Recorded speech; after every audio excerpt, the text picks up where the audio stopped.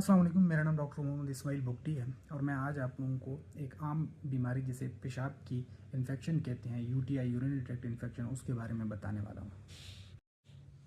अच्छा, आज हम बात करेंगे पेशाब की इन्फेक्शन के बारे में। पेशाब की इन्फेक्शन ऐसी चीज़ है जिसमें काफ़ी लोगों को ये पता ही नहीं चलता कि उनको पेशाब की इन्फेक्शन है। जैसे उनको सिर्फ बार बार पेशाब आ रहा होता है और इस वजह से वो परेशान हो रहे होते हैं। फिर जब वो अपनी टेस्ट कराते हैं तो उसमें उन्हें सिर्फ थोड़ी बहुत पस सेल्स मिल जाते हैं अपनी पेशाब की टेस्ट में। और इसके अलावा कुछ लोग वो होते हैं जिनको फिर पेशाब के साथ जलन भी महसूस होती है। फिर कुछ लोग वो होते हैं जिन्हें जलन के साथ साथ फ्लैंक पेन यानी कमर में दर्द भी महसूस होती है। और फिर कुछ लोग ऐसे हैं जिनको ज़्यादा इन्फेक्शन है तो उनमें उनकी पेशाब की नाली में खून आने लग जाता है, जिसे हीमोचूरिया कहते हैं। और ये वो कंडीशंस हैं जिनसे पेशेंट घबरा के डॉक्टर के पास आ जाता है। और फिर उसके लिए डॉक्टर क्या करता है? डॉक्टर ये करता है कि डॉक्टर सबसे पहले उसको तशखीस करता है, यानी उसकी डायग्नोसिस करने की कोशिश करता है। अब डायग्नोसिस में उससे पहले तो जो हिस्ट्री ले रहा है, जो सवाल उनसे पेशेंट से किए हैं, उससे ही मालूम पड़ रहा है कि इसको पेशाब की इन्फेक्शन है पेशेंट को। और फिर उसके बाद जो अलामात वो बता रहा है, उन अलामात से भी पता चल रहा है कि ये पेशाब की इन्फेक्शन है। फिर उसके अलावा कुछ टेस्ट होते हैं, यूरिनरी वगैरह, यूरिन कल्चर, उनको करा के हमें मालूम पड़ जाता है कि पेशेंट को पेशाब की इन्फेक्शन है। अब उस टेस्ट में क्या होता है कि कुछ उस टेस्ट में पस सेल्स नज़र आते हैं, WBCs हम उन्हें बोलते हैं। वो पस सेल्स अमूमन तो नॉर्मली नहीं होने चाहिए पेशाब के अंदर। वो हमें बताते हैं कि इस पेशेंट को पेशाब की इन्फेक्शन है। अब उससे क्या हो रहा है, उन पस कभी कभी पस सेल्स मिलते हैं, कभी कभी रेड ब्लड सेल्स बहुत ज़्यादा मिल जाते हैं, RBCs। और सही है। और फिर इस तरह से उनकी इन टेस्टों के अलावा कुछ नाइट्रेट टेस्ट भी कराते हैं। नाइट्रेट टेस्ट के साथ ल्यूकोसाइट्रेट टेस्ट भी उनकी पॉजिटिव आ जाती है, और जिससे हमें ये पता चल जाता है कि इस पेशेंट को पेशाब की इन्फेक्शन है। अच्छा, जब उनकी CBC कराएं तो उसमें क्रिएटिनिन लेवल बहुत हाई मिल जाती है उनकी। तो इसी तरह से एक तो हिस्ट्री, दूसरा यूरिन टेस्ट और तीसरी ब्लड टेस्ट से हमें पता चल जाता है कि इस पेशेंट को जो है ना पेशाब की इन्फेक्शन है। अब हम बात करेंगे ये किन वजूहत से होता है, इसके रिस्क फैक्टर्स क्या हैं। इसके रिस्क फैक्टर में सबसे पहले लेडीज़ में ये बहुत ज़्यादा होती है, और फिर उन उम्र दराज लोगों में ज़्यादा हो जाती है जिनमें उनके प्रोस्टेट बड़ा होने लग जाता है। प्रोस्टेट बड़ा होने की वजह से उनकी पेशाब की नाली बंद हो जाती है और जो है ना पेशाब स्टोर होने लग जाता है, और जिसकी वजह से बैक्टीरिया और इन्फेक्शन हो जाती है। अच्छा, फिर कुछ उन लोगों में भी होती है कि जिनको शुगर है। अब शुगर वाली मरीज़ को न्यूरोजेनिक ब्लैडर हो जाती है उसकी, यानी उसकी ब्लैडर कमज़ोर हो जाता है और वो पेशाब को सही से निकाल नहीं पाता, और पेशाब वहाँ स्टोर हो जाता है, और जिसके स्टोर होने की वजह से बैक्टीरियाज रिएक्शन करने लग जाते हैं और उनको इन्फेक्शन हो जाती है। और फिर कुछ लोगों में वेजिको यूरिटेरिक रिफ्लेक्स डिसीज़ होती है, यानी कि जब ब्लैडर ज़ोर लगाता है, यानी मसाना ज़ोर लगाता है यूरिन निकालने के लिए, तो वो बजाय नीचे आने के ऊपर किडनी की तरफ चला जाता है और वो स्टोर होने लग जाता है, और जिसकी वजह से उनको इन्फेक्शन हो जाती है। फिर कुछ लोगों को किडनी स्टोन्स होते हैं, सही है, उन स्टोन्स की वजह से भी, उनकी ब्लॉकेज करने की वजह से भी उनको इन्फेक्शन हो जाती है। तो कोई भी ब्लॉकेज जो बंद कर रहा है पेशाब को, उसकी नाली को बंद कर रहा है, तो वो जो है ना इन्फेक्शन की तरफ ले जाता है। अच्छा, कुछ लोगों को जो है ना कैथेटर लगे होते हैं पेशाब की, सही है, उनके ब्लैडर में इंसर्ट हुए होते हैं, तो वो कैथेटर भी इन्फेक्शन कराते हैं। फिर कुछ लोगों में स्टंट अंदर पड़े होते हैं, क्योंकि वो फॉरेन बॉडी है तो वो स्टंट की वजह से उनको इन्फेक्शन हो सकती है। और फिर कुछ लोग वो हैं जिनकी इम्यूनिटी कमज़ोर है, जो या तो उनके ट्रांसप्लांट हो चुके हैं और वो जो है ना इम्यूनिटी को दबाने वाले दवाइयाँ ले रहे हैं, उसकी वजह से भी उनको जो है ना बार बार वो पेशाब की इन्फेक्शन हो सकती है।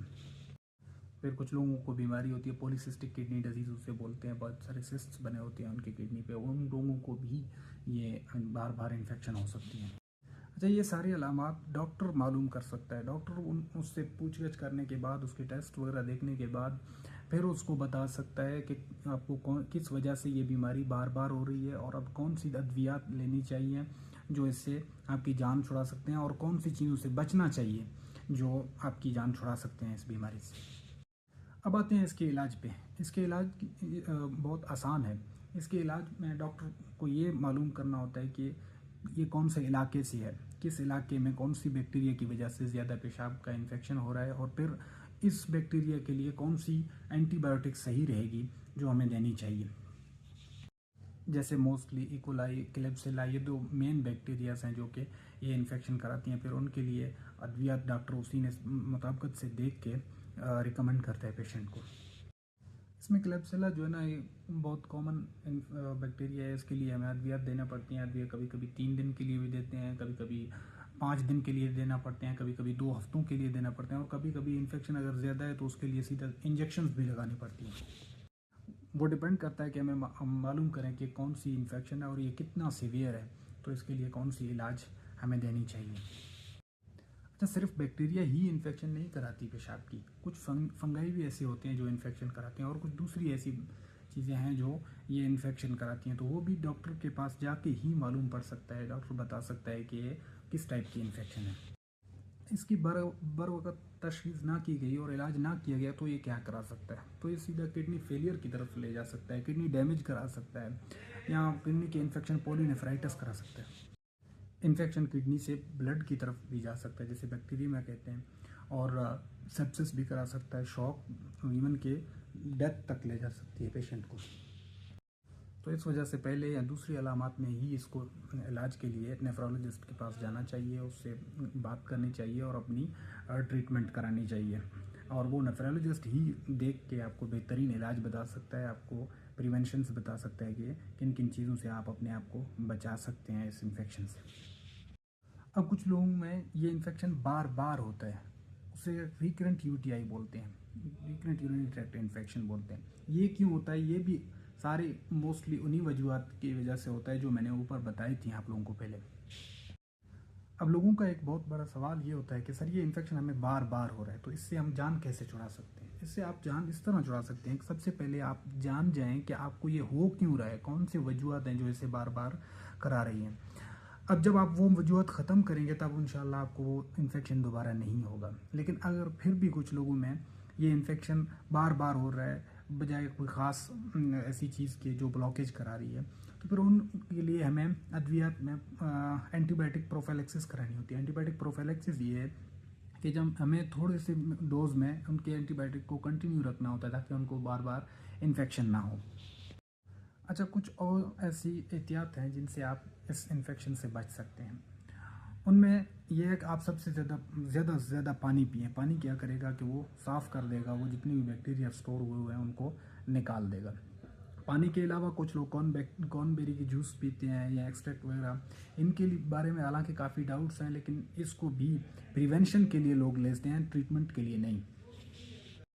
और फिर एक तरीका ये है कि जब भी आपको पेशाब की आदत हो तो उसे रोकें नहीं, क्योंकि आप जब रोकते हैं तो बैक्टीरिया दोबारा एक्टिव हो जाते हैं और वो इन्फेक्शन करने लग जाते हैं। बैक्टीरिया को एक्टिव होने से बचाने के लिए जब भी आपको पेशाब आए तो उसे फ़ौरन करें। फिर अगर आपको शुगर है तो अच्छी शुगर का इलाज करें। शुगर की बेहतरीन ट्रीटमेंट से भी दोबारा ये इन्फेक्शन नहीं होगा।